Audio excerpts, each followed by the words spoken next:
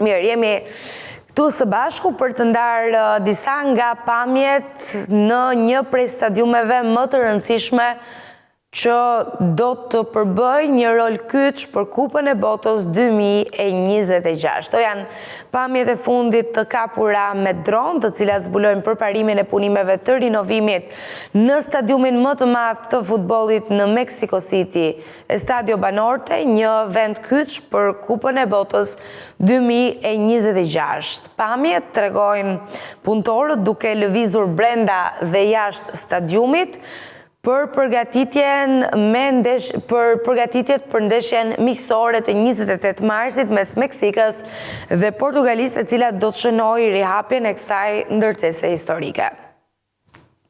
Stadiumi i njohur tradicionalisht si Azteca u mbyll në maj të vitit 2024 për të rinovuar dhe për të përgatitur për evente të mëdha të ardhshme. Me një kapacitet për mbi 87.000 tifoz, ai mbetet një nga stadiumet më të mëdha dhe më ikonike në botë. Historia e tij e pasur filloi në vitin 1966 dhe që atëherë ai ka qenë skenë e momenteve epike të futbollit ndërkombëtar.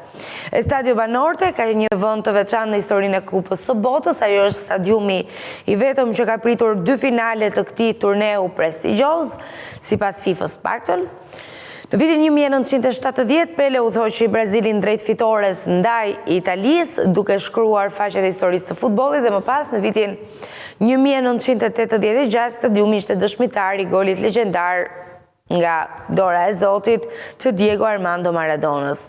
Një moment që ndihmoi Argentinën që të triumfonte ndaj Anglisë dhe që mbetet i paharrueshëm për tifozët e futbollit në mbar botën. Rinovimi i Estadio Banorte nuk është thjesht një rekonstruksion fizik, por një përpjekje për të ruajtur edhe për të përforcuar trashëgiminë historike të një prej, le të themi, tempujve të sportit në Mexico City, me një hapje të planifikuar për muajin mars. Stadiumi është gati të mirëpresë një tjetër kapitull të madh në historinë sportive, duke bashkuar traditën, emocionin dhe të ardhmen e futbollit global. Ky rikthim i madh do të lejojë tifozët që të përjetojnë sërish magjinë e Aztekës, duke kujtuar momentet epike të së kaluarës dhe duke krijuar të reja për botën e futbollit.